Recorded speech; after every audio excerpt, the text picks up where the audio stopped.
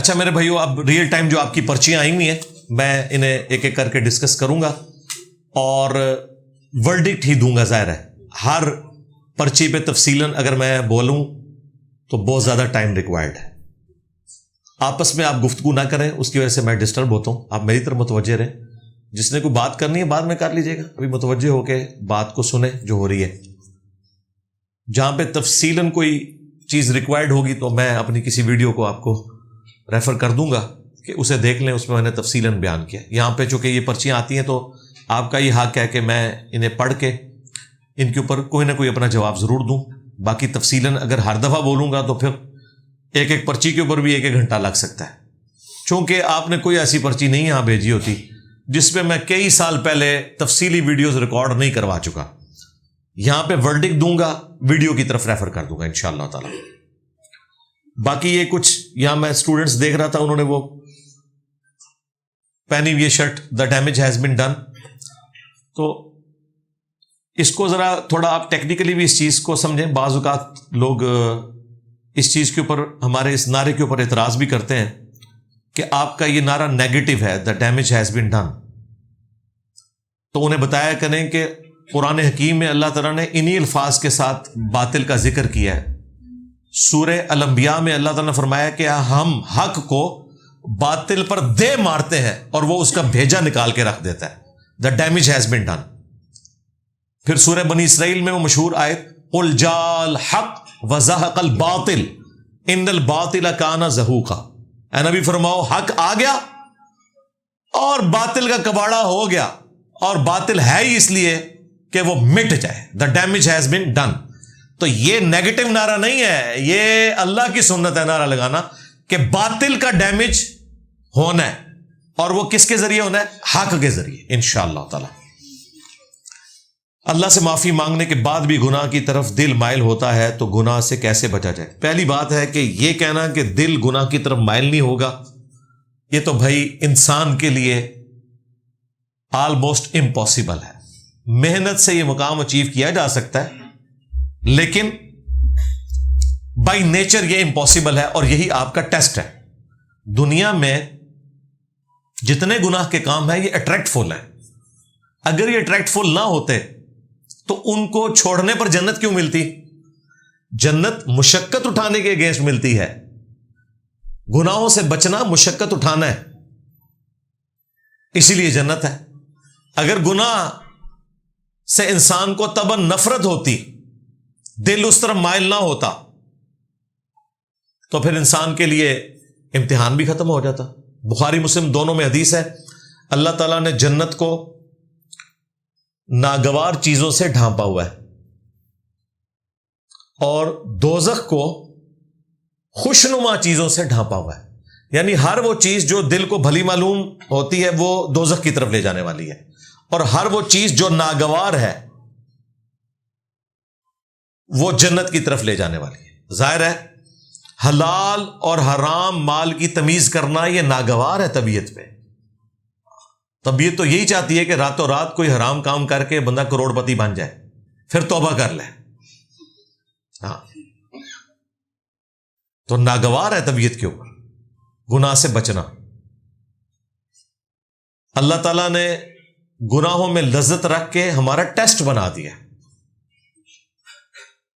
تو چونکہ گناہ میں لذت موجود ہے لہٰذا یہ نیچرل چیز ہے کہ گناہ کی طرف دل مائل ہوگا، اس میں ٹینشن لینے کی ضرورت نہیں. اور اگر گناہ کر بیٹھے اللہ کی طرف رجوع لے آئیں اور بار بار توبہ کرتے رہیں، اپنی صحبت اچھی اختیار کریں، قرآن حکیم ترجمے سے پڑھتے رہیں یا تلاوت ترجمے کے ساتھ سنتے رہیں.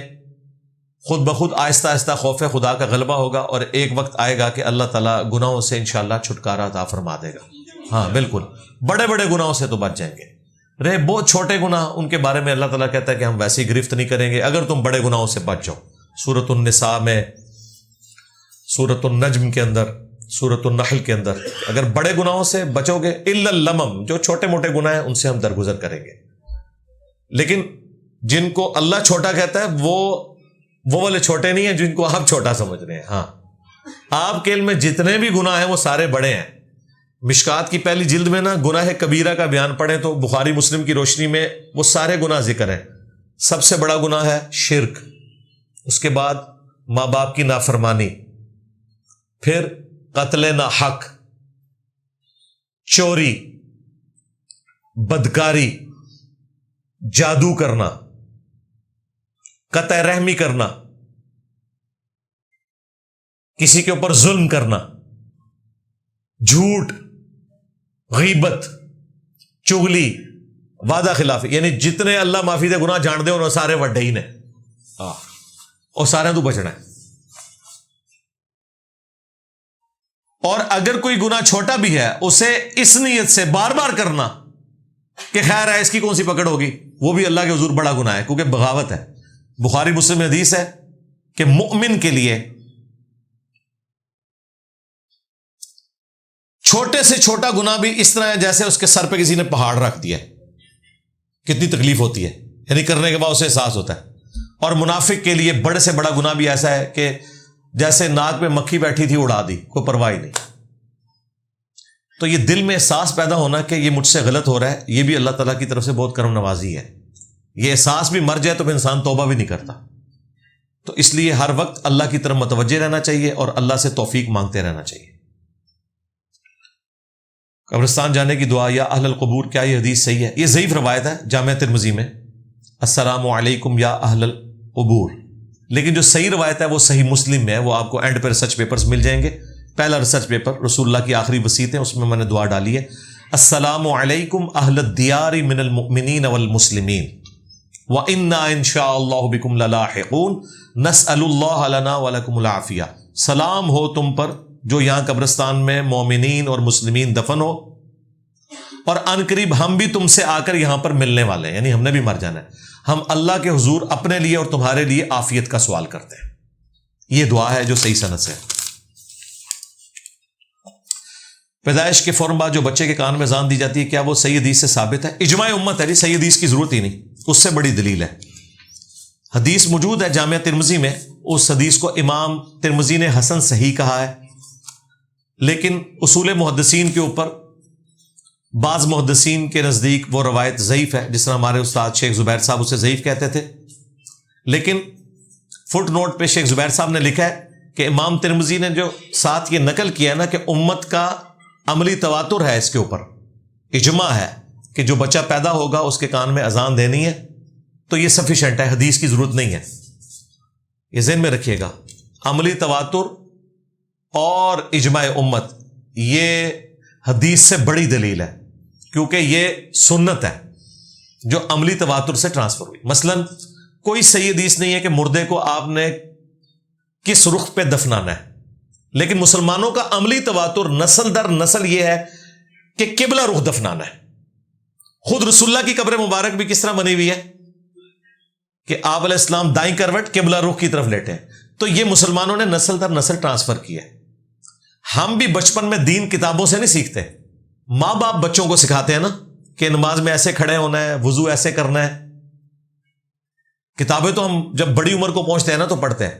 تو یہ جو سکھانا ہے صحابہ نے تابعین کو سکھایا، تابعین نے تبع تابعین کو سکھایا، یوں نسل در نسل دین ٹرانسفر ہوا۔ یہ ہے اجماع امت اور تواتر۔ اسی میں اذان بھی ہے، اقامت کوئی ثابت نہیں، اذان ہے۔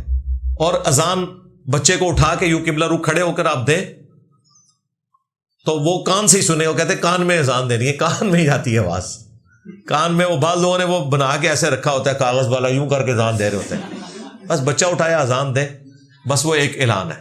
اور یہ نہیں ہے کہ جس بچے کے کان میں اذان نہیں ہوئی تو وہ مسلمان ہی نہیں ہے، یا جس بچے کا خطرہ نہیں ہوا وہ مسلمان ہی نہیں، یا جس کا عقیقہ نہیں ہوا وہ مسلمان ہی نہیں ہے۔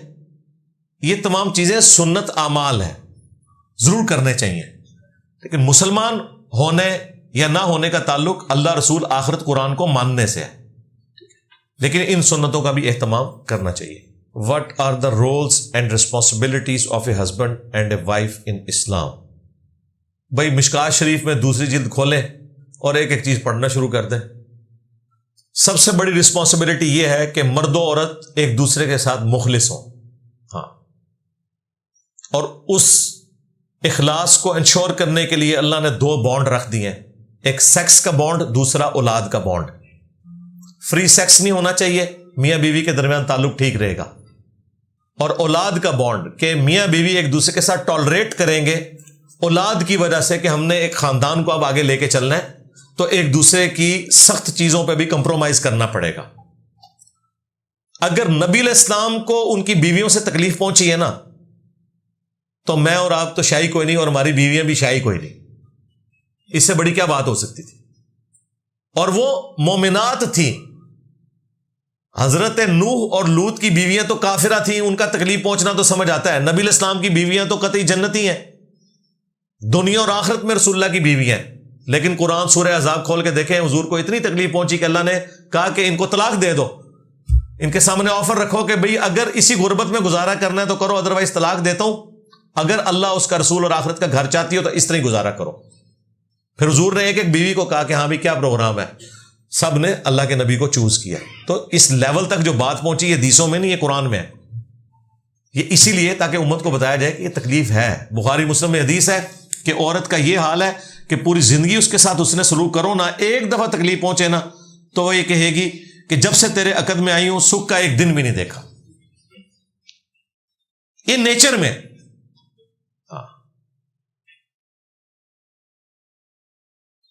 تو اس نیچر کی وجہ سے ٹالریٹ کرنا ہے۔ بخاری مسلم میں حدیث ہے، عورت ٹیڑھی پسلی سے پیدا ہوئی ہے، اسے سیدھا کرنے کی کوشش نہ کرو، اسے نفع اٹھاؤ، اسے سیدھا کرو گے تو توڑ بیٹھو گے، اور اسے توڑنا اصل میں اسے طلاق دینا ہے۔ تو یہ تکلیفیں اس کے ساتھ جڑی ہوئی ہیں۔ مرد بنو نا، پھر مرد کا مطلب یہ ہے کہ پھر وہ اس میں برداشت بھی زیادہ ہوگی، اس لیے طلاق کا حق مرد کو دیا گیا، عورت کو نہیں دیا گیا۔ اس کو ایک دوسرا حق خلا کا دیا گیا، لیکن وہ سارے حدود اور قیود کے ساتھ ہے۔ لیکن جو ایک ایبسولوٹ رائٹ ہے وہ تو مرد کو اللہ نے دیا ہے۔ کیوں؟ مرد میں برداشت زیادہ ہوتی ہے، عورت پہ ہونا تو شادی کے پہلے ہفتے ساروں کی طلاقیں ہوئی ہوئی ہوں، ہاں فوراً ٹیمپرامنٹ لوز کر جاتی ہے عورت، اور کچھ دیر بعد اسے احساس بھی ہو جاتا ہے۔ عورتیں جو ہے نا اس اعتبار سے مردوں پہ حاوی ہیں کہ وہ ان کا غصہ اگر جلدی ہے نا تو ٹھنڈا بھی جلدی ہوتا ہے۔ یہ ان کا ٹیمپرامنٹ لوز ہونا، یہ ایک سیفٹی والو اللہ نے ان کے ساتھ رکھا ہوا ہے، تو اس لیے ان کے ساتھ ٹالریٹ کر کے چلیں۔ باقی آپ وہ کافی ساری میری ویڈیوز ہیں، وومنز رائٹس ان اسلام لکھیں تو میری ویڈیو بھی کھل جائے گی، وہ آپ دیکھ لیں۔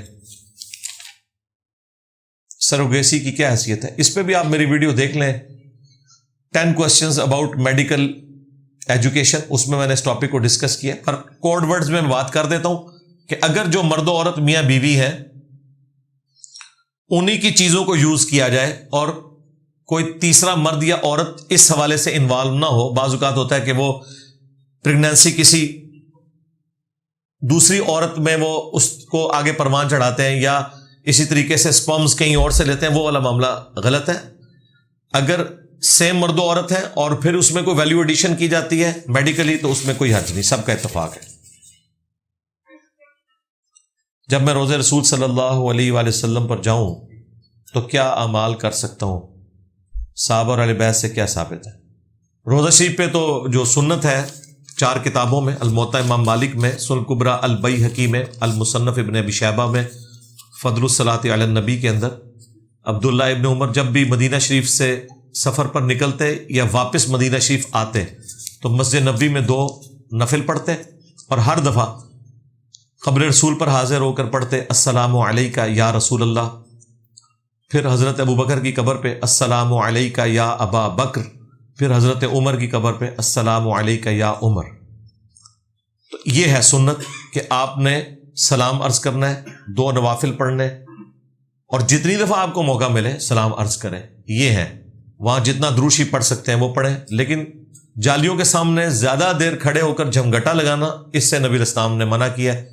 وہ ابو داؤد میں حدیث ہے، میری قبر پر میلہ نہ لگا لینا، تم دنیا کے کسی بھی حصے میں مجھ پر درود پڑھو گے اللہ تمہارا درود مجھ تک پہنچا دے گا۔ اللہم صلی علی محمد وعلی آل محمد۔ سوچنے کا مرکز دل ہے یا دماغ؟ اب تو سائنس کہتی ہے کہ دونوں مرکز ہیں، نیورونز دل میں بھی ہیں، اور میں نے کئی سال پہلے اس کے اوپر تفصیلی ویڈیو ریکارڈ کروا دی ہے۔ Instrument of intellect is brain اور ہارٹ. سوچنے کا جو آلہ ہے وہ دماغ ہے یا دل. قرآن حکیم میں دونوں طرح کی آیات موجود ہیں, وہ میں نے دونوں ڈسکس کی ہیں. ایک تفصیل طلب یہ ٹاپک ہے, وہ آپ میری ویڈیو دیکھ لیں. اگلے زمانوں میں قرآن کی آیات کی تشریح ہوا کرتی تھی جو سائنٹیفک, جو پیورلی سائنٹیفک. اگلے زمانوں میں قرآن کی ان آیتوں کی کیا تشریح ہوا کرتی تھی؟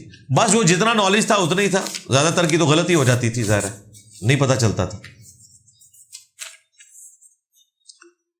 والدین اگر بے حیائی کے کاموں میں ملوث ہوں تو اولاد کیا کرے؟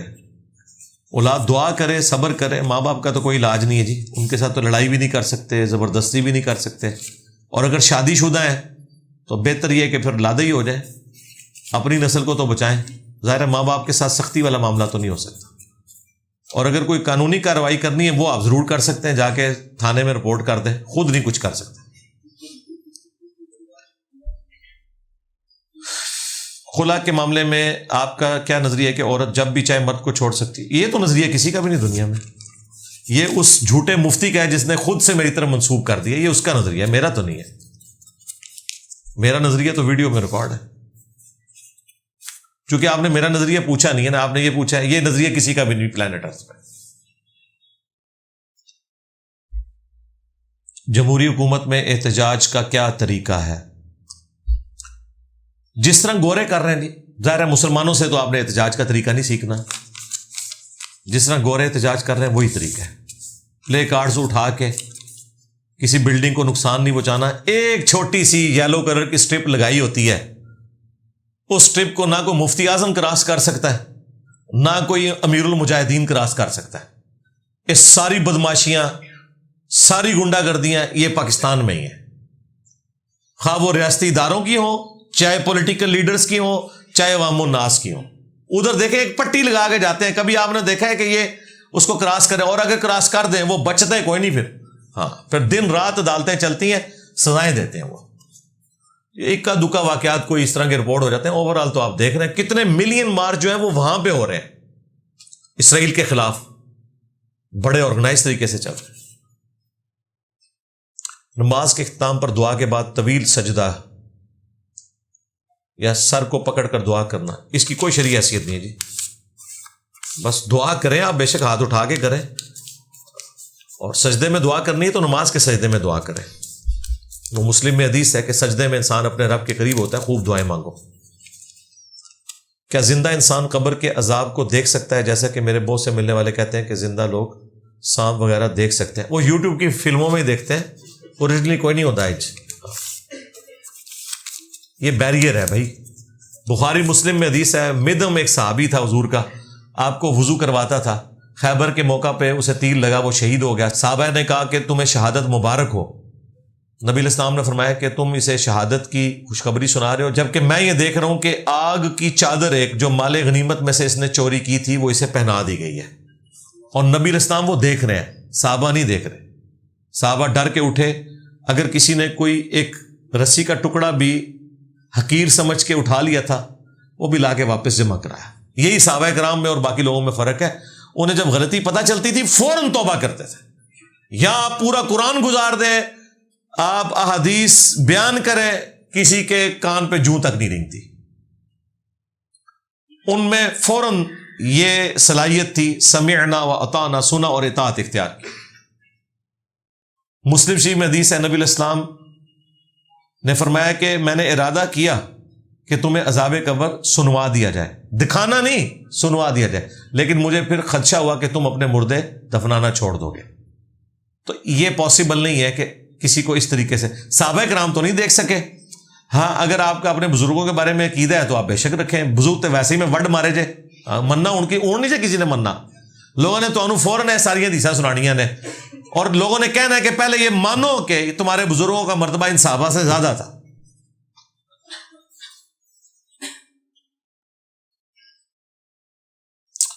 آپ جو بابوں کو پوائنٹ آؤٹ کر کے تنقید کا نشانہ بناتے ہیں, آپ کو نہیں لگتا کہ ان میں سے کچھ ٹھیک ہوں گے جس کی وجہ سے آپ کی قیامت کے روز پکڑ ہو سکتی ہے؟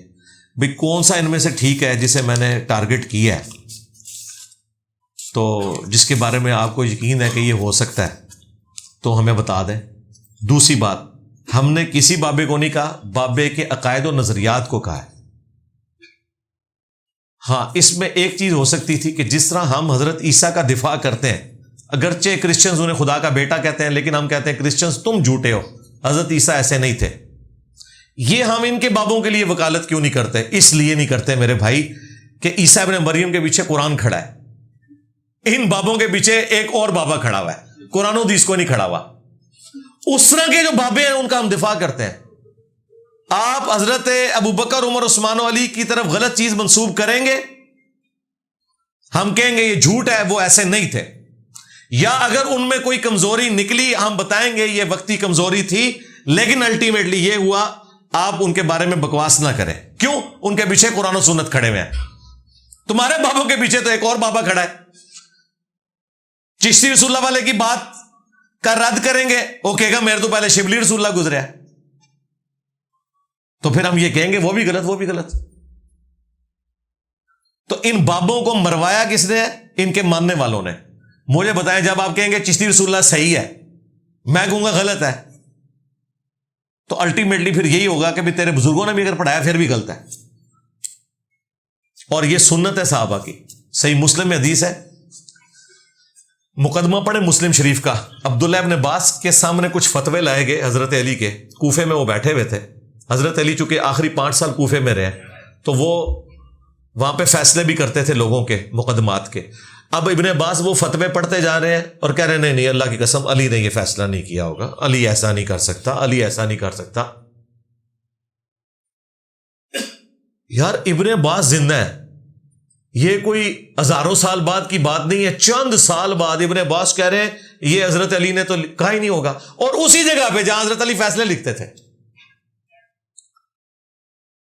پھر انہوں نے کہا افسوس انہوں نے قیمتی علم کو ضائع کر دیا, اور ایک جملہ بڑا سخت بولا. انہوں نے کہا اللہ کی قسم اگر علی نے بھی یہ فیصلے کیے ہوتے تو علی گمراہ ہو جاتا. دسو تسی ہوندے کہ حضرت علی نے گمراہ کہتا ہے. اور بھائی جب قرآن و سنت کو اسٹیبلش کرنا ہوتا ہے نا, پھر ننگی تلوار بننا پڑتا ہے.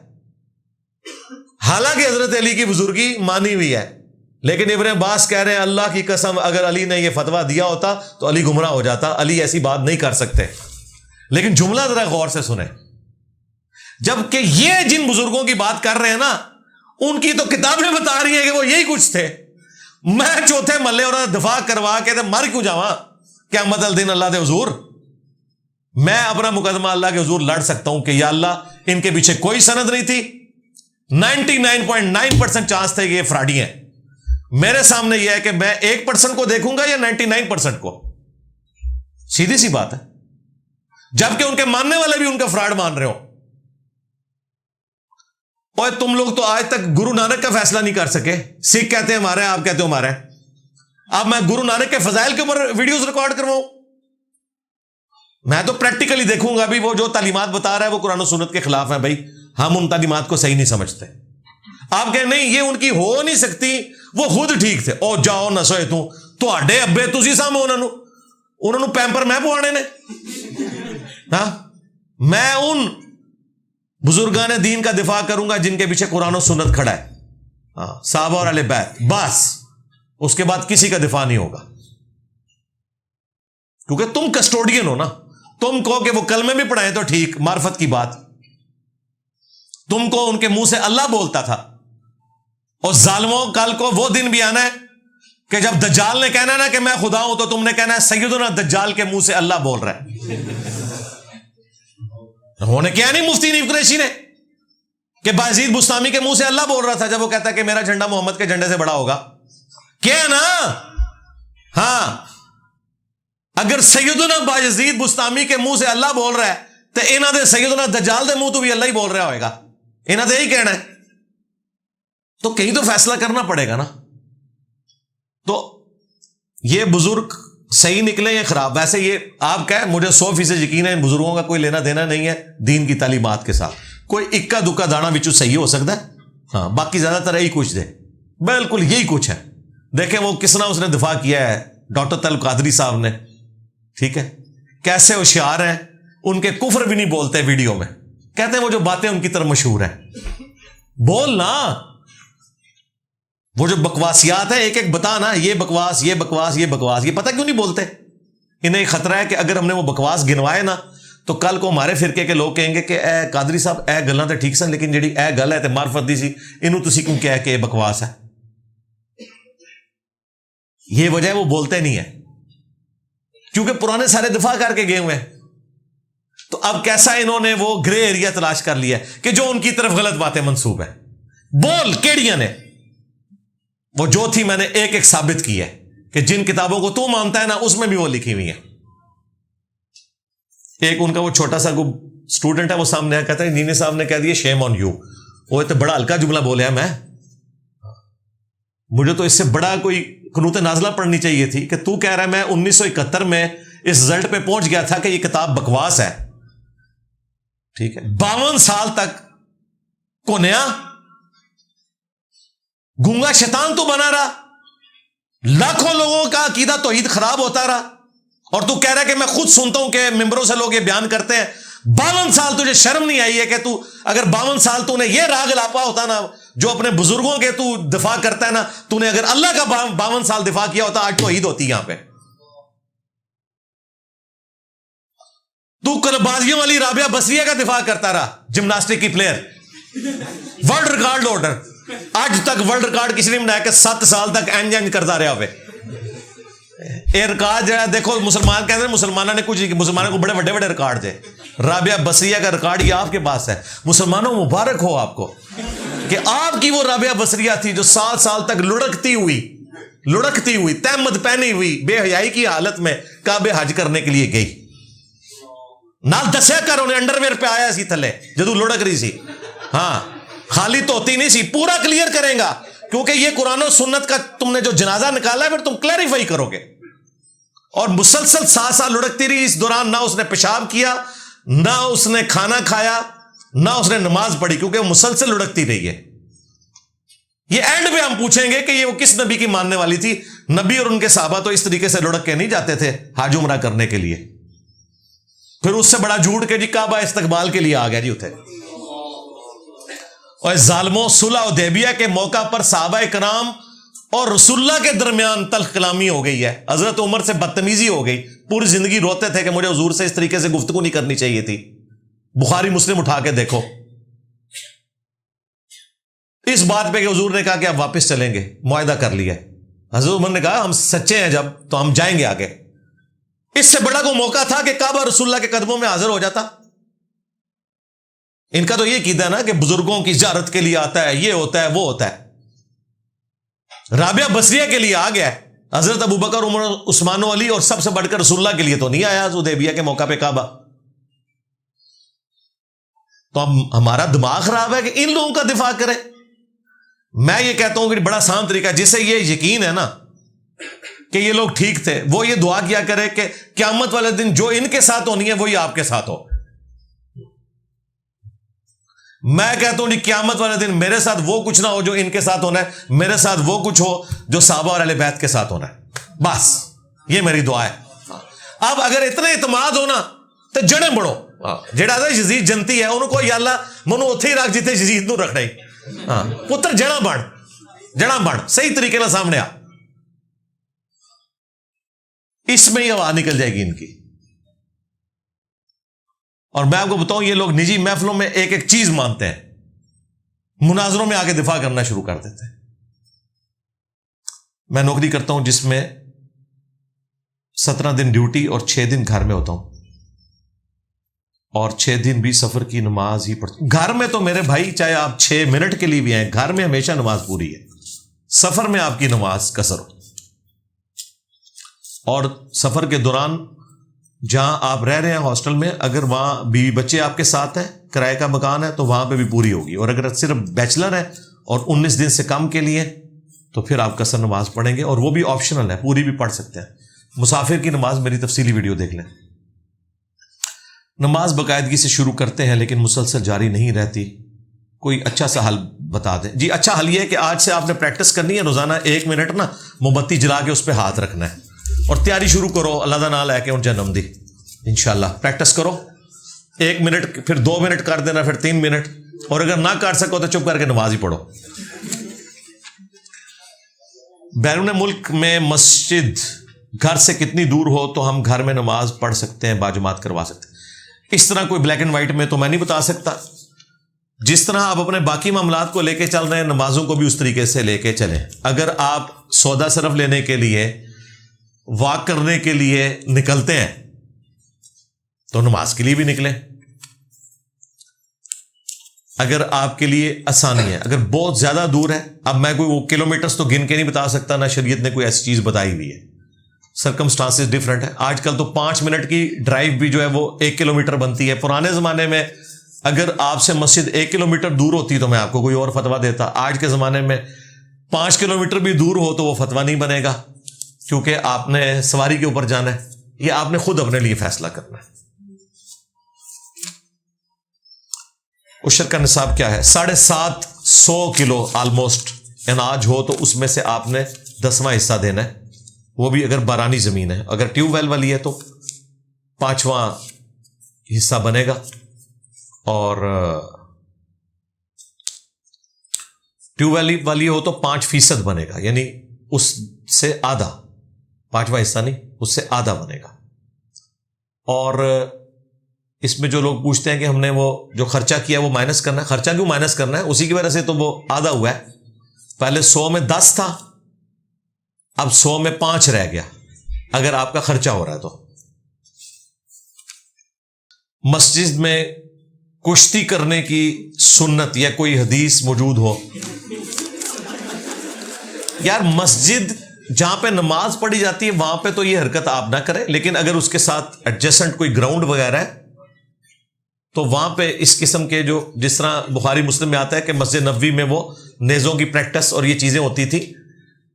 اب جس مسجد کے اندر قالین بچھے ہوئے ہیں اس قالین کے اوپر تو آپ نے گھوڑے نہیں دوڑانے، نہ کوئی وہاں پہ اس طریقے سے کشتیاں کروانی ہیں. البتہ جو جس طرح مدارس بنے ہوئے ہیں یا مسجد کے ساتھ پارکنگ ایریا بنا ہوا ہے یا گراؤنڈ بنا ہوا ہے، اس میں بالکل وہیں پہ ہونی چاہیے. ساری ایکٹیویٹیز مساجد کے اندر ہونی چاہیے اس قسم کی.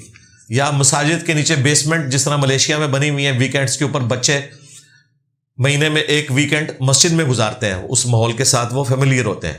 تبلیغی جماعت نہیں، گورنمنٹ لیول کے اوپر یہ کیا جاتا ہے، انہیں وہ سارے کی ساری ایک نارمز سکھائی جاتی ہیں.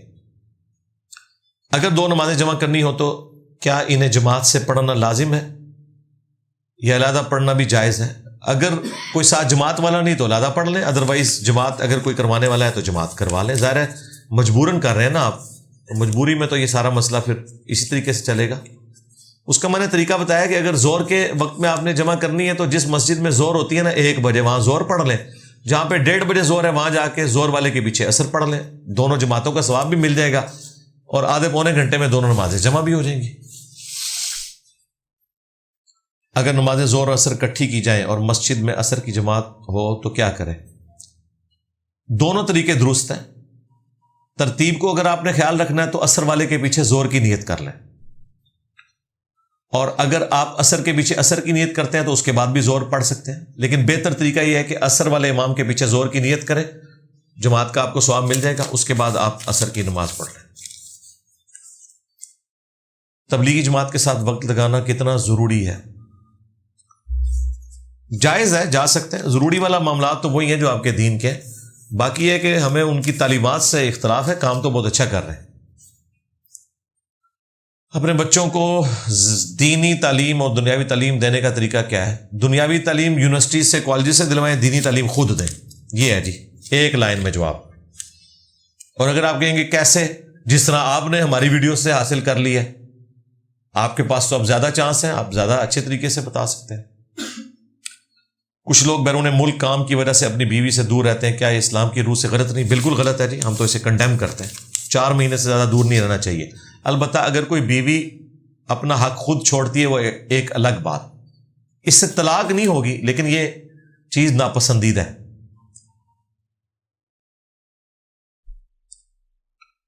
دیوار پر قرآن یاد لکھی ہوں تو کیا ان کی طرف پاؤں کر کے بیٹھ سکتے ہیں؟ وہ تو اوپر لکھی ہوئی ہے نا، ویسے تو لکھنے کی ضرورت ہی نہیں ہے. بورڈز ہی ہونے چاہیے زیادہ سے زیادہ، جس طرح ہم نے یہ بورڈ لگائے ہوئے. دیوار پہ تو فقہ حنفی کی روح سے تو دیوار پہ آیت لکھنا بھی حرام ہے، بار شریعت میں لکھا ہوا ہے. یہ حنفیوں کو تو پہلے ان کا تو پٹھا گول کریں انہیں کہ بار شریعت میں لکھا ہے کہ دیوار پہ آپ قرآن کی آیت نہیں لکھ سکتے، آپ بورڈ پہ لکھ کے لٹکا سکتے ہیں. اور یہی کام ہم نے یہاں کیا ہوا ہے. آپ دیکھ رہے ہیں سارے بورڈز ہیں. یہ باپا جانی کی کسی مسجد میں جو ان کے مدرسۃ المدینہ آپ کو آیت لکھی ہوئی نظر نہیں آئے گی. انہوں نے باقاعدہ منع کیا ہوا ہے کہ بورڈ لٹکانا چاہیے. خیر یہ شرعی فتویٰ ہے ان کا. باقی اس طرح پاؤں ہو گئے اس میں کوئی ایسا مسئلہ نہیں ہے. ورنہ تو نچلی بلڈنگ کے اندر قرآن الماریوں میں رکھے ہوئے ہیں, اوپر والے بلڈنگ میں لوگ نماز پڑھ رہے ہیں, تو وہ بے حرمتی تو نہیں, وہ ڈائریکٹ کوئی قرآن کے ساتھ اس طرح کا کام کرے وہ گناہ بلکہ کفر ہے. لے پالک بیٹوں کو ان کے اصل باپوں کے نام کے علاوہ کسی اور باپ سے پکار سکتے ہیں اور ان کا وراثت میں حصہ ہے کہ نہیں؟ نہیں ہے جی, نہ پکار سکتے ہیں. جنت حرام ہے ایسے شخص کے اوپر جو اپنے باپ کا نام بدل لے. بخاری مسلم میں حدیث ہے. Simple, zero tolerance. وراثت میں حصہ نہیں ہوگا. البتہ اس کے وہ جو منہ بولے ماں باپ ہیں وہ اس کو گفٹ کے طور پہ کچھ دے سکتے ہیں 1/3 مال تک. میں 2nd ایئر کا اسٹوڈنٹ ہوں, دنیاوی تعلیم کے ساتھ دینی تعلیم کیسے مینج کروں؟ جی ہماری ویڈیوز کے ذریعے مینج کریں. فی الحال ٹوٹل توجہ اپنی تعلیم کو دیں. دنیاوی تعلیم نہیں ہے, وہ بھی دینی تعلیم ہی ہے. باقی دین اتنا سیکھیں جتنا ہم سکھا رہے ہیں, وہ بھی ضرورت سے زیادہ ہے انشاءاللہ. ظاہر ہے اس میں تو مناظروں والا بھی ہے. آپ ٹوٹل دین سیکھیں تو وہ کافی ہے. قرآن کی تفسیر, نماز کا طریقہ, یہ ساری چیزیں. قرآن مجید میں ہر چیز کا ذکر ہے, لیکن قرآن میں نماز کے طریقے کا ذکر کیوں نہیں؟ بھئی نماز بھی نہیں, حج بھی نہیں, زکوٰۃ کی بھی اتنی تفصیلات نہیں, روزوں کا کوئی ذکر ہے, کافی سارا ذکر نہیں بھی. اس لیے کہ قرآن میں ہر چیز کا ذکر, یہ تو دعویٰ ہی آپ کا غلط ہے. قرآن میں مسلمانوں کا ہر عقیدہ موجود ہے. باقی نماز کا ذکر عقیدے کی حد تک ہے. وہ پڑھنی کیسے ہے اس کے لیے نبی علیہ السلام کی طرف ریفر کیا گیا, سنت کی طرف. قل ان کنتم تحبون اللہ فاتبعونی یحببکم اللہ من یطع الرسول فقد اطاع اللہ. تو قرآن کا ٹاپک عقیدہ ہے. اعمال کی تفصیلات قرآن کا ٹاپک ہی نہیں ہے. اس کے لیے قرآن نے کہہ دیا کہ آپ نے رسول اللہ صلی اللہ علیہ وآلہ وسلم کو فالو کرنا ہے. علماء کو حق بات تسلیم کرنے میں کیا چیز مانے ہے؟ روٹی, چندہ, مال, یہ ہے مین وجہ. یہ باقی ساری چیزیں بعد میں آتی ہیں. میں نے آپ کو کہا ہے کہ میرے لیے اگر کوئی اس طرح کا مال ارینج کر دیں, IMF سے کوئی ایسا قرضہ لے دیں جو معاف ہو جائے, ایک رات ہزارہ مولوی پھڑکا چھڑا گا علمی طور پہ, ایتھے اکیڈمی چاہے ہون گے. لیکن کیا کریں بیچارے, تیار بیٹھے ہوئے ہیں لوگ. یہاں تو کئی آتے بھی ہیں, ان کو واپس بھیجتے ہیں, بھائی جاؤ انہیں مسجد میں پڑھاؤ, ہم کہاں سے آپ کا خرچہ اٹھا سکتے ہیں یار.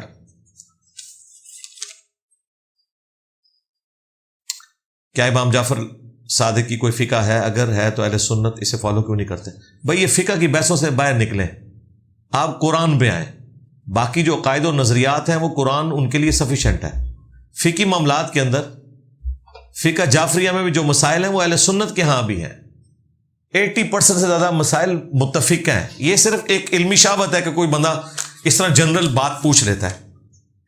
مجھے بتائیں کون سی ایسی بڑی چیز ہے جو مختلف ہے؟ کیا فقہ جعفریہ کے لوگ جو ہیں وہ نجف جاتے ہیں حج کرنے کے لیے؟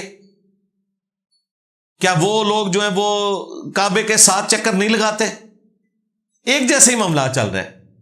نماز ہاتھ چھوڑ کے پڑھتے ہیں, وہ میں نے آپ کو بتایا یہاں پہ بھی ثابت ہے, ہاتھ چھوڑ کے پڑھنا. رکھتے وہی ہیں, سجدے کا وہی طریقہ ہے.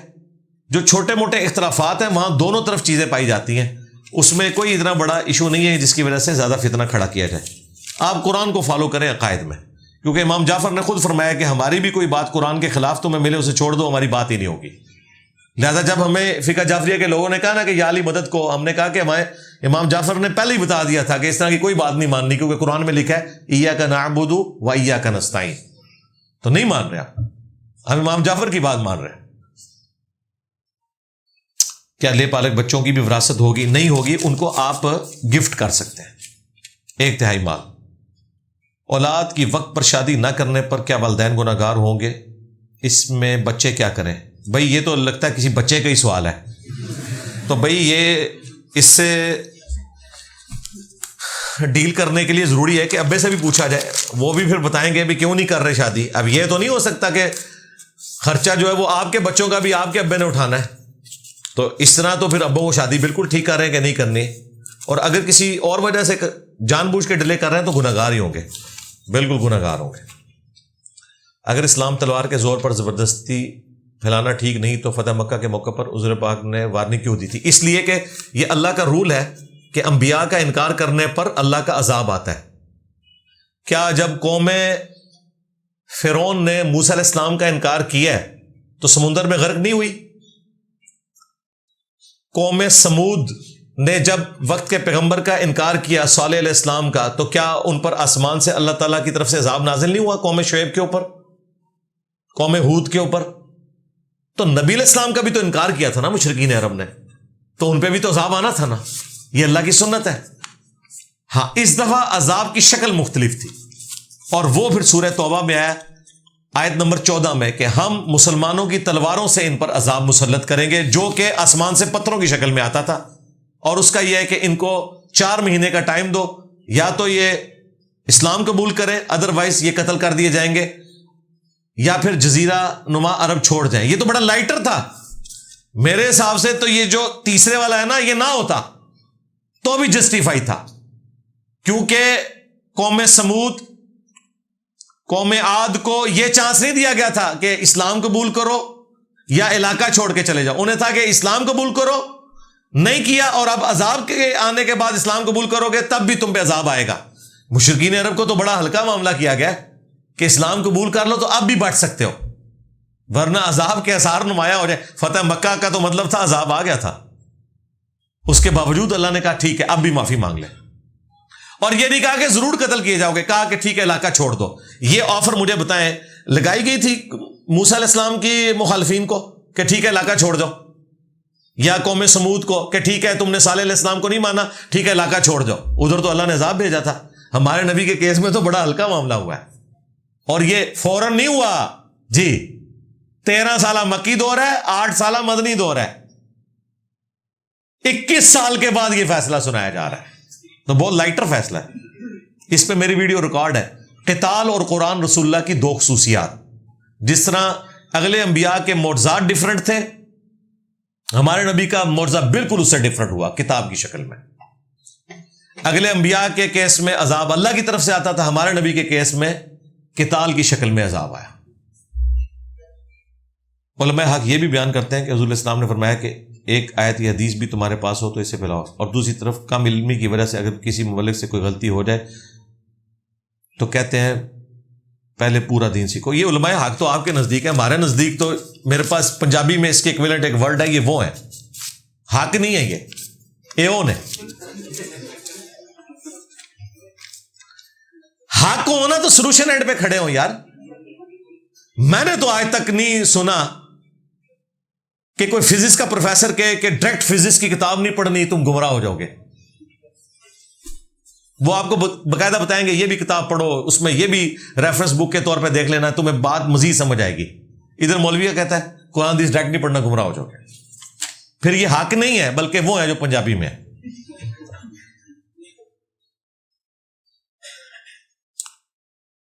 کلین شیو کروانے والا گناہگار ہوگا یا پھر کلین شیو کرنے والا نائی بھی گناہگار ہوگا؟ جی بالکل ہوگا، بالکل ہوگا۔ اس کے اوپر باربر کی جو جاب کے حوالے سے یا باربر کی جو دکان ہے اس کے اوپر میری تفصیلی ویڈیو ریکارڈ ہے۔ بالکل کلین شیو نہیں کر سکتے، ہاں خط وغیرہ کر سکتے، فیشل بھی کر سکتے ہیں۔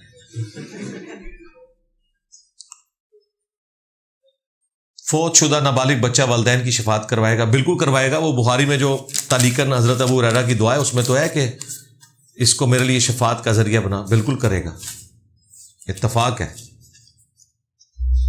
کچھ لوگ قرآن سے فال نکالتے ہیں، کیا یہ درست ہے؟ بدعت ہے جی، کوئی فال نہیں نکلتا، گناہگار ہوں گے، قرآن کی یہ توہین کر رہے ہیں۔ اللہ نے انسان کو کیوں پیدا کیا جبکہ اللہ کی عبادت کے لیے فرشتوں کی بھی کمی نہیں؟ یہ اللہ نے اپنی مرضی سے پیدا کیا بھائی، اس لیے پیدا کیا کہ اس کی اوبیڈینسی کی جائے، بس اس لیے کہ اللہ تعالیٰ آپ کو جنت دینا چاہتا تھا، اور اس کے لیے کہ اللہ تعالیٰ نے اپنے ساتھ آپ کو خدائی میں شریک کر لیا ہے، خالق اور مخلوق کے فرق کے ساتھ۔ موجے مارو ہمیشہ کی زندگی، تھوڑے سال کی زندگی دیکھ کے ہمیشہ کی جنت کما لو۔ میننگ گاڈ والا میرا کلپ دیکھے، اس میں میں نے ٹاپک وائی آئی لو گاڈ، یہ میرا کلپ ہے ہدایہ پورٹل، ہدایہ وکٹری چینل کے اوپر، انگلش سب ٹائٹل کے ساتھ ہے، کمال کا۔ جو بچہ پیدا ہوتے ہی مر جائے کیا ان کا حساب ہوگا؟ نہیں جی، حساب تو پیدا ہونے کے کچھ عرصے بعد بھی بھرے تو تب بھی نہیں ہوگا. نابالغ کے اوپر کوئی گرفت نہیں ہے. بخاری میں تعلیقاً روایت ہے 3 لوگوں سے قلم اٹھا ہوا ہے. ایک نابالغ، دوسرا سویبا، تیسرا بزرگان دین. ہاں شتیات، پاگل، مجنون. کہتے ہیں نا بزرگاں تو قلم اٹھیا، ان کا بالکل اٹھیا ہے قلم. میرا قلم ہمارے ملک میں جو برین ڈرین کی لہر چل رہی ہے، اس کی وجہ سے رشوت دے کر ٹیسٹ پاس کروانا جائز ہے؟ کون سا؟ باہر جانے کے لیے؟ نہیں، رشوت دینا تو بالکل غلط ہے. برین ڈرین کی لہر صحیح چل رہی ہے نا، کیا کریں؟ ادھر بیٹھ جائیں بے روزگار، خودکشیاں کریں لوگ. بالکل برین ڈرین کوئی نہیں ہے نا. یہ ٹرمز گوروں سے سیکھی ہیں تو ان سے تمیز بھی تھوڑی سیکھ لیں. ٹرمز وہاں سے اٹھاتے ہیں اور مسئلے یہاں فٹ کرتے ہیں لا کے. اللہ کے بندو، برین ڈرین ان لوگوں کا مسئلہ ہے، ان ملکوں کا جہاں پہ جابز موجود ہوں، جہاں پہ 2 وقت کی روٹی بھی نہ مل رہی ہو، وہاں سے پھر ہجرت کرنا ہی عافیت ہے. یہاں تو پہلے ہی ضرورت سے زیادہ آپ کے پاس برین موجود ہے، اس کو استعمال کرنے کی جگہ کوئی نہیں ہے. ہاں تو یہ غلط ہے اس طرح کی رشوت والا معاملہ. 2 بیٹوں اور 1 بیٹی میں وراثت کیسے تقسیم ہوگی؟ صرف اس طرح تقسیم نہیں ہوتی ہے، وہ دیکھنا ہوگا کہ مرنے والی ماں ہے یا باپ ہے. مرا نہیں ہے تو آلے کچھ بھی نہیں ہوئے گا پھر. لوگ زندگی میں پوچھتے ہیں جی میرا کتنا حصہ بن گیا؟ بھائی کیوں بھائی؟ تو کمایا بھی نہیں، تیرا کہاں سے حصہ بن گیا؟ مرنے کے بعد ہوتا ہے وراثت کی کیلکولیشن، مرنے کے بعد ہوتی ہے. تشہد کی حالت میں درود السلام کی وضاحت کرتے ہیں. جی سنت ہے تشہد کی حالت میں درود السلام پڑھنا. درود ابراہیمی، اللہم صلی علی محمد وعلی آل محمد. بخاری مسلم میں تو صرف تشہد عبدو و رسولو تک ذکر ہے نا. یہی حدیث جب سنن کبری البیہقی میں اس کے ساتھ درود السلام کا بھی ذکر ہے. البتہ بخاری مسلم میں جو درود ہے وہ الگ سے حدیث میں آیا. جب آیت نازل ہوئی ان اللہ و ملائکتہ یصلون علی النبی، تو نبی علیہ السلام نے یہ درود تعلیم فرمایا جسے ہم درود ابراہیمی کہتے ہیں. یہ اس کا نام ویسے ابراہیمی پڑ گیا، ورنہ ابراہیم علیہ السلام سے درود کا تعلق کوئی نہیں ہے. درود محمدی ہے. یہ اس میں ہے کہ اے اللہ محمد صلی اللہ علیہ وآلہ وسلم پر رحمت بھیج جیسا کہ تو نے بھیجی تھی ابراہیم پہ. پاسٹ ٹینس کی بات ہو رہی ہے، ابراہیم پر بھیج نہیں ہے، ان پہ تو آ چکی رحمت. یہ اکثر لوگ پوچھ رہے ہوتے ہیں، یہودی کہتے ہیں آپ نماز میں ہم پہ درود پڑھتے ہیں. بھائی نہیں پڑھتے آپ پہ درود. بھائی یہودیوں پہ کہاں سے پڑھ رہے ہیں؟ ہم بنو اسماعیل پہ پڑھ رہے ہیں، بنو اسرائیل پہ نہیں پڑھ رہے. ہاں ہم نے یہ کہا کہ بنو اسرائیل پہ جیسی رحمت ہوئی تھی ویسی تو محمد اور آل محمد پہ بھی نازل فرما. باقی قرآن میں تو سارے انبیاء کے اوپر درود آیا ہے. سلام علی نوح فی العالمین، سلام علی ابراہیم، سلام علی موسیٰ و ہارون، سلام علی الیاسین. یہ ساری قرآن کی آیات ہیں سورہ صافات کی. اور اینڈ پہ تو اللہ نے سب کو جمع کیا ہے، سبحان ربک رب العزت عما یصفون وسلام علی المرسلین والحمد للہ رب العالمین. میں نے اس لیے کہا تھا کہ سب سے بیسٹ درود قرآن میں آیا ہے، وہ یہ 3 آیات ہیں. یہ قرآن کا درود ہے تمام انبیاء کے اوپر.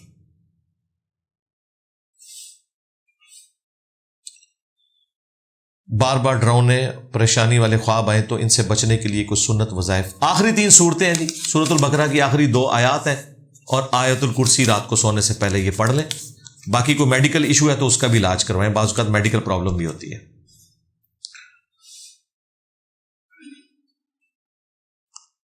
ہمارے معاشرے میں آج کل ازدواجی ایشوز اور فیملی ایشوز کے اوپر دن بدن کیا لکھا ہے جی، لوگ خودکشیاں کر رہے ہیں. جی کر رہے ہیں. اسلام کی نظر میں ان ایشوز کو ڈسکس کیوں نہیں کیا؟ جی ہم تو کرتے ہیں بھائی، کیوں نہیں کرتے؟ بار بار ڈسکس کرتے ہیں.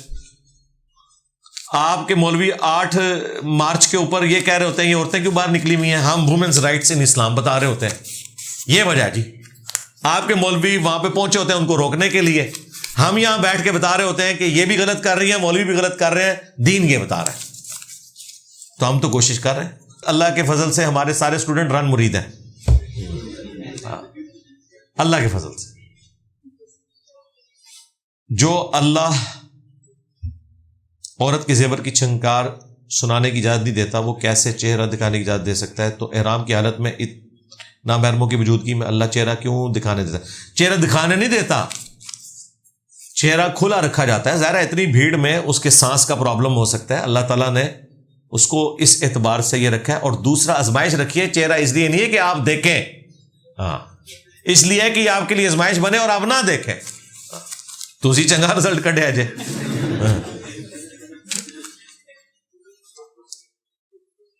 وضو کر کے جرابیں پہن کر 1 دن تک پاؤں کا مسح کر سکتے ہیں؟ جی مسافر ہو تو 3 دن 3 رات. اور ننگے پاؤں کے مسح کی حدیث بھی ہیں، تو کیا جرابیں اتار کر مسح نہیں کر سکتے؟ ننگے پاؤں پر جرابیں اتارنے سے مسح کی ویلیڈیٹی کیسے ختم ہو جائے گی؟ یہ ایک اختلافی مسئلہ ہے، یہ جو آپ نے لکھا ہے. امام بخاری نے بھی بخاری میں یہ لکھا ہے کہ اگر کوئی جراب اتار دیتا ہے تو اس کی ویلیڈیٹی ختم نہیں ہوگی. لیکن ہم نے یعنی اجتہاداً یہ بات کی تھی کہ چونکہ ویلیڈیٹی اس اعتبار سے وہ کہتے ہیں کہ وہ والا وضو نہیں ٹوٹے گا، اس اعتبار سے وہ مانتے ہیں کہ آپ نیکسٹ یہ کام نہیں وہ کرے گا. ہاں اگر آپ وہ پاؤں کے مسح والا طریقے والے کو اڈاپٹ کرنا چاہتے ہیں وہ الگ بات ہے.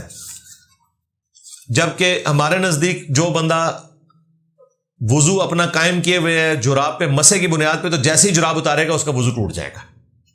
یہ اجتہادی مسئلہ ہے. امام بخاری کہتے ہیں کہ نہیں ٹوٹے گا، انہوں نے صحیح بخاری میں لکھا ہے کہ وہ والا وضو نہیں ٹوٹے گا، لیکن اگلی نماز میں آپ وہ مسح نہیں کر سکتا جراب کے اوپر جب تک کہ ایک دفعہ پاؤں دھو کے وہ پہن نہ لے. باقی وضو میں پاؤں دھونا یا مسح کرنا، اس پہ ویڈیو میری الگ سے ریکارڈ ہے. کیا دربار پر بوسہ لینا تعظیمی سجدہ تصور کیا جائے گا؟ بوسہ لینا تعظیمی سجدہ تو نہیں ہے، لیکن حد رکوع جھکنا تو ہے. اعلیٰ حضرت نے اسے حرام لکھا ہے، بس باقی تو شاہی کوئی نہیں. پھر سجدہ تو ظاہر اس وقت کہیں گے جب ماتھا لگے گا، لیکن حد رکوع جھکنا تو ہے. دنیا اور آخرت میں کامیابی کا راز کیا ہے؟ قرآن و سنت پہ عمل کرنا، بس یہی ہے. ربنا آتنا فی الدنیا حسنہ وفی الآخرۃ حسنۃ وقنا عذاب النار، آمین.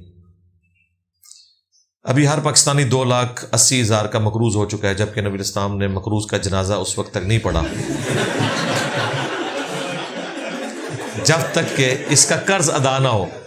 یہ آدھی بات تو درست ہے آپ کی. مسلم شریف میں ہے کہ نبی الاسلام نے فرمایا کہ شہید کا بھی ہر گناہ معاف ہے سوائے قرض کے، اور بخاری مسلم کی حدیث جو آپ نے کوٹ کی بالکل. لیکن یہ جو مقروض ہے نا، یہ ایک سمجھانے کے لیے کہا جاتا ہے ہر پاکستانی مقروض ہے. ہر پاکستانی کوئی نہیں مقروض، مقروض وہی ہیں جنہوں نے قرضہ لیا ہے. ہاں جی میرے عزیز ہم وطنوں، انہی کی وجہ سے زیادہ قرضہ لینا پڑا ہے. تو ہم کوئی نہیں ہے مقروض، ہم نے تو نہیں قرضہ لیا. جو قرآن و سنت میں جس قرضے کی بات ہوئی ہے نا کہ جو نبی علیہ السلام جنازہ نہیں پڑھاتے تھے، وہ یہ تھا کہ جو ہم آپس میں اس طرح کا لین دین کرتے ہیں. جو حکومتی لیول پہ ہوئے ہیں بھائی، یہ میرے بھائی وہ خود جواب دہ ہوں گے، ہمارا کوئی لینا دینا نہیں.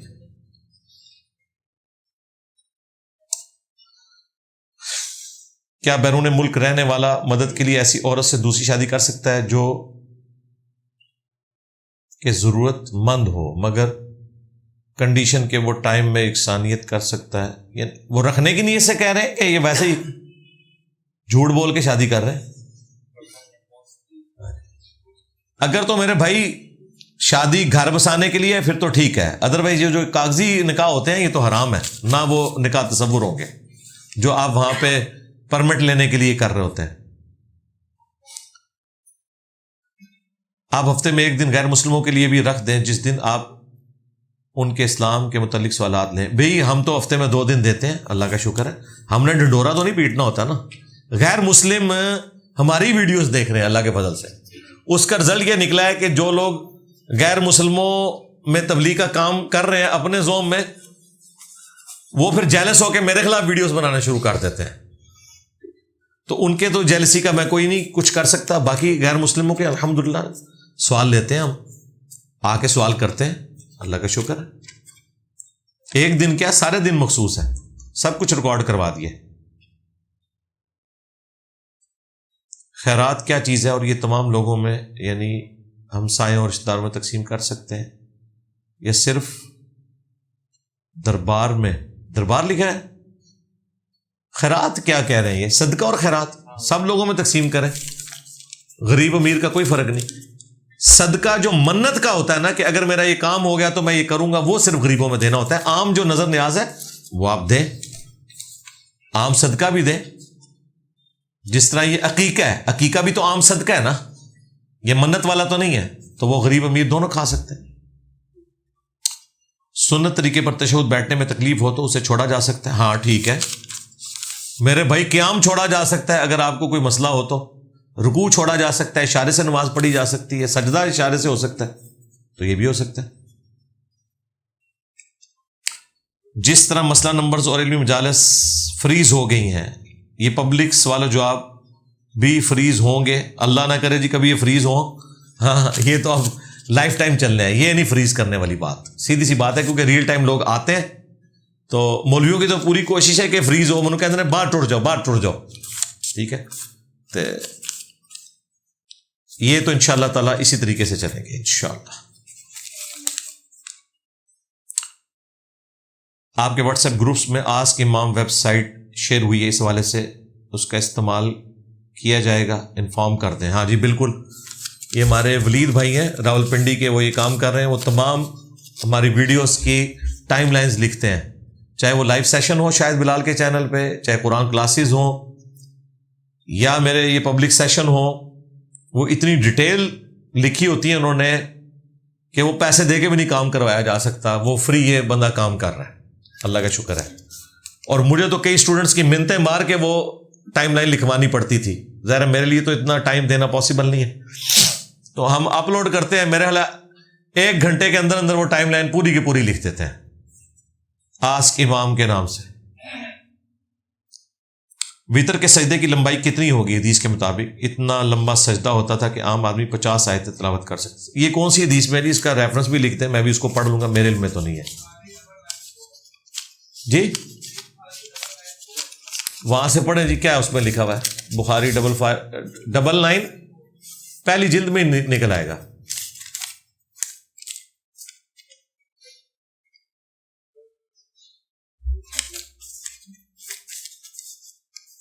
ڈبل 94 سینٹر ہی جا کے کدھر آئے گی جی؟ ہاں پڑھے نہیں پڑھے میں نہیں، میرے نظر کا مسئلہ ہے، میں نہیں پڑھ سکوں گا.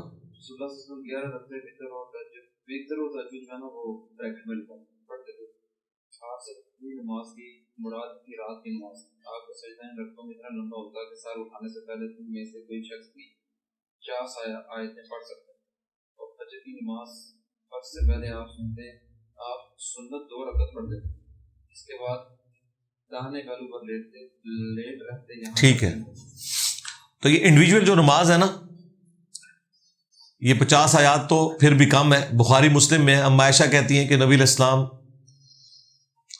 رات کو 4 رکعت نماز پڑھتے، اور ان کی خوبصورتی نہ پوچھو، ان کی لمبائی نہ پوچھو، اور اس کے بعد پھر 4 رکعت پڑھتے، اور پھر فجر کا وقت داخل ہو جاتا تھا. سورۃ البقرہ جتنا قیام کیا، اتنا ہی رکوع، اتنا ہی قوما، اتنا ہی لمبا سجدہ. تو یہ نفلی عبادت کے طور پہ انڈیویجول اگر کوئی کرنا چاہے وہ ضرور کرے. تو وہ جو رات کی نماز ہے، جو نبی علیہ السلام سے 11 رکعت بھی ثابت ہے، 13 رکعت بھی ثابت ہے، 9 رکعت بھی، 3 رکعت بھی، 5 رکعت بھی، جو وتر کی نماز ہے 2+1 کر کے. انڈیویجول آپ اپنے طور پر اگر یہ نماز پڑھ رہے ہیں. مجھے کنفیوژن ہوئی کہ جو آپ نے لکھا نا کہ سجدہ 50 آیات کے برابر ہوتا تھا، تو میری فوراً دھیان گیا کہ یہ صرف سجدے کے اوپر زور کیوں ہوا ہے، کہ باقی نماز نارمل تھی، صرف سجدہ لمبا ہوتا تھا. بیسیکلی یہ ساری حدیثوں کو جمع کریں گے تو آپ کو رزلٹ یہ ملے گا کہ وہ پوری کی پوری نماز ہی لمبی ہوتی تھی. اور یہ نماز بھی انڈیویجول کی نماز ہے. یہ جو آپ رمضان میں وتر پڑھتے ہیں نا، ان میں 50 آیات کے برابر سجدہ نہیں ہوئے گا، ورنہ زندگی کا آخری وتر ہوئے گا اسے امام دا بھی. ہاں یہ انڈیویجول نماز کا ذکر ہے، وہ آپ بے شک کریں، بالکل ہے.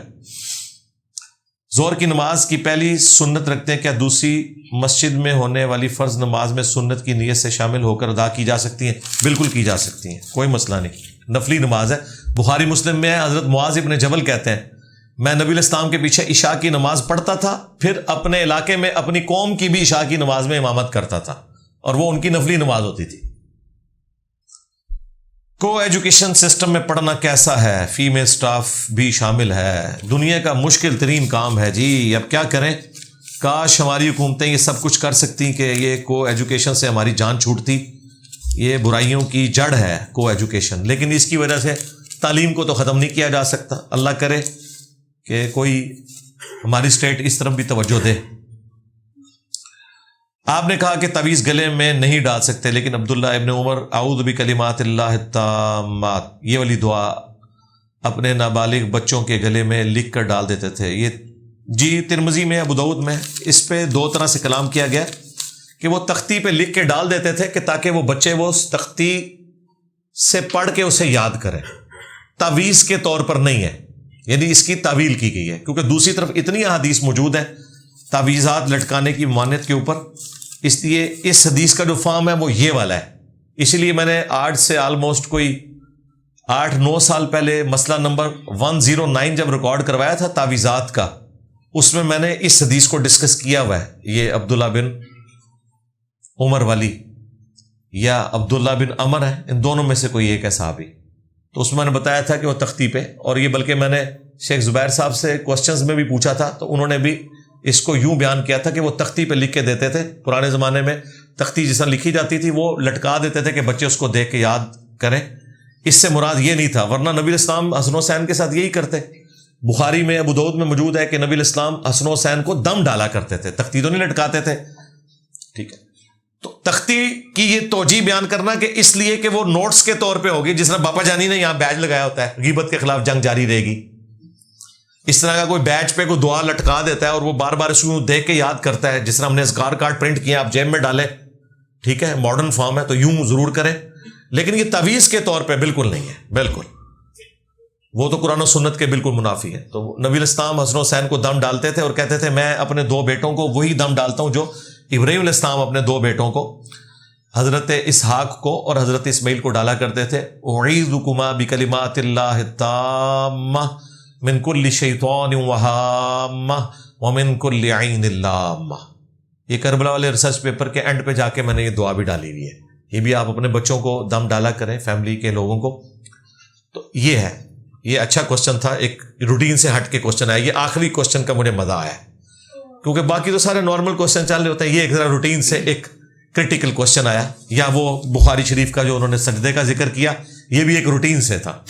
تو یہ ان پرچیوں کی برکت یہ ہوتی ہے کہ اگر کوئی اس قسم کا سوال آ جائے جو بالکل روٹین سے ہٹ کے ہے، مجھے بھی موقع مل جاتا ہے کہ میں اس سے لرن کروں، یا اس میں کہیں بتانے میں مجھ سے کوئی کمزوری رہ گئی تو میں اسے صحیح طریقے سے بیان کروں اور مزید آئندہ کے لیے آپ کے پاس نالج آ جائے۔ لے جی آپ کا پورا تھدا ختم، الحمدللہ۔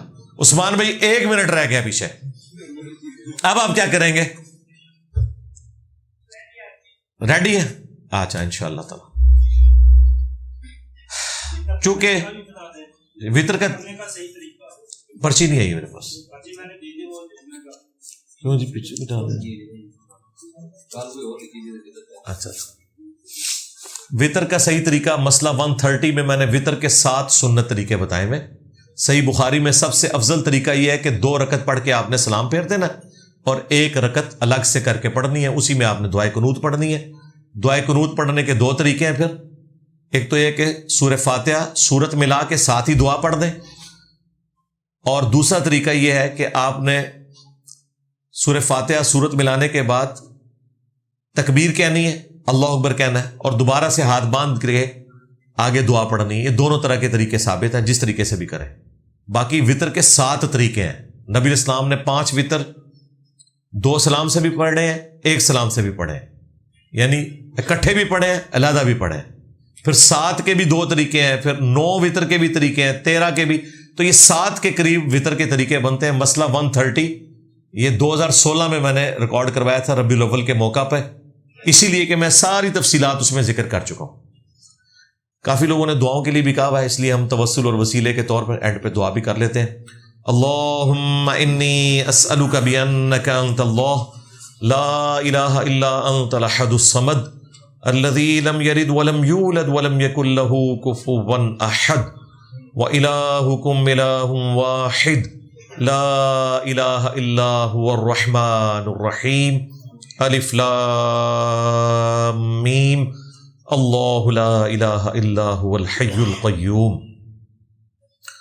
اللہم صلی علی محمد وعلی آل محمد اللہم ربنا آتنا فی الدنیا حسنہ وفی الآخرۃ حسنہ وقنا عذاب النار ربنا آتنا من لدنک رحمۃ وہیئ لنا من امرنا رشدا ربنا هب لنا من ازواجنا وذرياتنا قرة اعین واجعلنا للمتقین اماما اللهم اغفر لحينا وميتنا وشاهدنا وغائبنا وصغيرنا وكبيرنا وذكرنا وانثانا اللهم من احييته منا فاحيه على الاسلام ومن توفيته منا فتوفه على الايمان۔ اے اللہ، جن جن بھلائیوں کا سوال تیرے محبوب صلی اللہ علیہ وآلہ وسلم نے تجھ سے کیا، ہمارے حق میں، ہمارے ماں باپ کے حق میں، بیوی بچوں کے حق میں، پوری امت کے حق میں قبول منظور فرما۔ جن جن چیزوں کے شر سے تیرے محبوب علیہ السلام نے تیری پناہ طلب کی، تمام مسلمانوں کو ان چیزوں کے شر سے اپنی پناہ عطا فرما، بالخصوص فلسطین کے مسلمان، انڈیا کے مسلمان، چائنا کے مسلمان، کشمیر کے مسلمان، یمن میں، عراق میں، افغانستان میں، شام میں، پاکستان میں، جہاں کہیں پرسی کی زندگی گزار رہے ہیں، غیب سے ان کی عزت، آبرو، جان و مال کی حفاظت فرما۔ حاضرین کے جو چھوٹے بڑے رشتہ دار فوت ہو چکے مغفرت فرما، جو بیمار ہیں انہیں شفا عطا فرما، حاضرین کے دلوں میں جو جو نیک اور جائز دعائیں ہیں قبول فرما، تمام مسلمانوں کے حق میں یہ دعائیں قبول فرما، ہمارے ملک پاکستان کی خیر فرما، پورے عالم اسلام کی خیر فرما، اندرونی اور بیرونی خطرات سے محفوظ فرما۔ سبحان ربک رب العزت عما یصفون وسلام علی المرسلین والحمد للہ رب العالمین، صلی اللہ علی النبی الکریم وعلی آلہ واصحابہ اجمعین الی یوم الدین، آمین۔